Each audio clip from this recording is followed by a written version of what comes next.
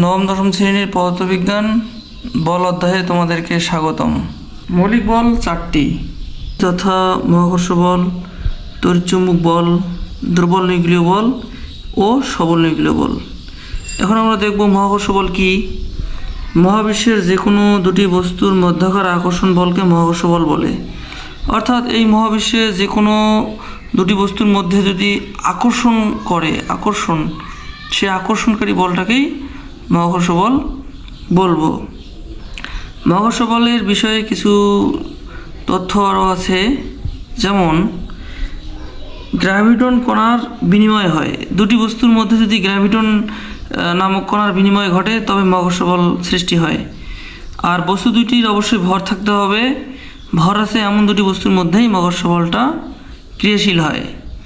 আর মহাকর্ষ বল বিষয়ে আরেকটি তথ্য হচ্ছে যে মহাবিশ্বের সবচেয়ে দুর্বল বল হচ্ছে মহাকর্ষ বল। এই যে মৌলিক বল চারটি আছে, এই চারটি মৌলিক বলের মধ্যে এই মহাকর্ষ বলটি সবচেয়ে দুর্বল বল। তো মহাকর্ষ বল বিষয়ে আমরা পরবর্তীতে এই চ্যাপ্টারেই আরও বিস্তারিত জানব। আজকে আমরা এখন শিখব হচ্ছে তড়িৎচুম্বক বল। দুটি চার্জিত বস্তু পরস্পর আপেক্ষিক গতিতে থাকলে তাদের মধ্যে ক্রিয়াশীল বলকে তড়িৎচুম্বক বল বলে। এই বল মহাকর্ষ বল থেকে 10⁻36 গুণ বা ট্রিলিয়ন গুণ বেশি শক্তিশালী। তাহলে মহাকর্ষ বলের তুলনায় এই তড়িৎচুম্বক বলের তীব্রতাটা অনেক বেশি। তো এই বল কিভাবে ক্রিয়াশীল হয়? যদি দুইটি চার্জিত বস্তু, মনে করি এ একটি চার্জিত বস্তু, বি আর একটি চার্জিত বস্তু। তো এই চার্জিত বস্তুটি মনে করো v1 বেগে, আর এই চার্জিত বস্তুটি মনে করো v2 বেগে গতিশীল। এটা ধরি প্লাস চার্জ, এটা প্লাস অথবা মাইনাস যে কোনো একটা চার্জ নিলেই হবে। এই চার্জিত বস্তু দুইটি যদি পরস্পর আপেক্ষিক গতিতে থাকে তাহলে তাদের মধ্যে এক ধরনের বল হয়, সেই বলটাকে তড়িৎচুম্বক বল বলে। তড়িৎচুম্বক বল শব্দটা দ্বারা আমরা দুটি বলের ধারণা পাই, তড়িৎ বল এবং চুম্বক বল। আসলে তড়িৎ এবং চুম্বক বল একই, আলাদা কোনো ভিন্ন বল নয়, তবে তারা দুইটি ভিন্ন ভিন্ন রূপে আছে, কিন্তু মূলত একই বল, তড়িৎ বল চুম্বক বল। এখন আমরা দেখব হচ্ছে দুর্বল নিউক্লিয় বল।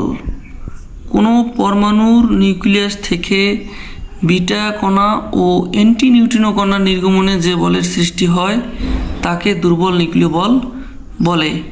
অর্থাৎ কোনো পরমাণুর নিউক্লিয়াস থেকে যদি বিটা কণা নির্গমন ঘটে তবে তাকে দুর্বল নিউক্লিয় বল বলে। এই বলের পাল্লা 10⁻18 মিটার।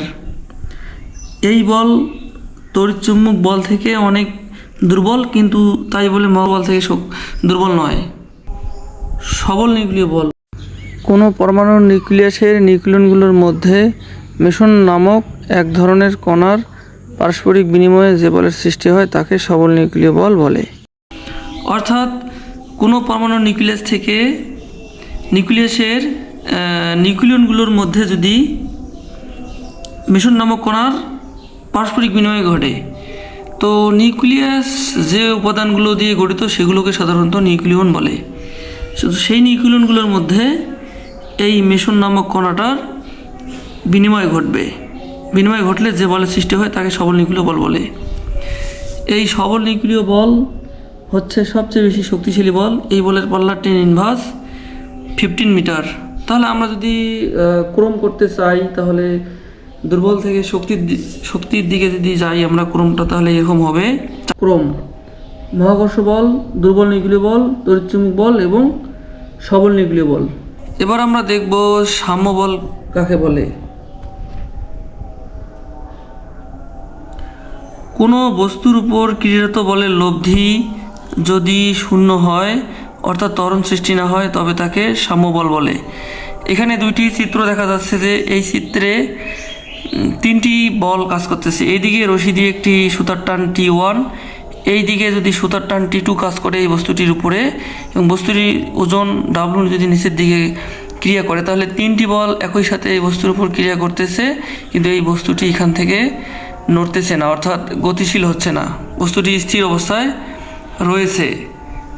এই অবস্থায় এই তিনটি বলের লব্ধি শূন্য হয়েছে, তাহলে এই তিনটি বলের লব্ধিকে আমরা সমবল বলবো। এখানে এই চিত্রে যদি আমরা চিন্তা করি, তো এই যে বস্তুটির ওজন ডাব্লু নিচের দিকে ক্রিয়া করতেছে, বস্তুটির সঙ্গে যে সুতা লাগানো আছে সুতাটা উপরের দিকে টানতেছে, সুতার টানটি উপরের দিকে ক্রিয়া করে, ওজন নিচের দিকে ক্রিয়া করে, তাহলে এখানে দুইটি বল ক্রিয়া করার ফলে এখানে লব্ধি শূন্য হয়েছে, স্থির অবস্থায় আছে, তাহলে এই বলটা হচ্ছে সাম্য বল। অসাম্য বল, কোনো বস্তুর উপর ক্রিয়ারত বলের লব্ধি যদি শূন্য না হয়, অর্থাৎ ত্বরণ সৃষ্টি হয়, তবে তাকে অসাম্য বল বলে। এই বস্তুর উপর দুইটি বল F1 আরেকটি বল এদিকে F2 ক্রিয়া করতেছে, করার ফলে এই বস্তুটি লব্ধি শূন্য হয়নি, অর্থাৎ এই বস্তুটি লব্ধি শূন্য না হওয়ার কারণে হয় এইদিকে সরে যাবে, অথবা এই দুটি বল প্রয়োগের ফলে এইদিকে সরতে পারে, অথবা অন্য যে কোনো দিকে সরতে পারে। তা থেকে আমরা বুঝতে পারতেছি যে বলের লব্ধি শূন্য নয়, অর্থাৎ F1 যোগ F2 নট ইকুয়াল 0, এর ফলে ত্বরণ সৃষ্টি হয়। বলের লব্ধি শূন্য না হলে ত্বরণ সৃষ্টি হবে, অর্থাৎ ত্বরণ A নট ইকুয়াল 0। ভরবেগ, কোনো গতিশীল বস্তুর ভর ও বেগের গুণফলকে ভরবেগ বলে। ভরবেগ ভেক্টর রাশি, এর একক কেজি মিটার পার সেকেন্ড এবং মাত্রা ml T−1। ভরবেগকে পি দিয়ে প্রকাশ করা হয়, ভরবেগ P সমান mv, যেখানে m হচ্ছে বস্তুর ভর আর v হচ্ছে বস্তুর বেগ।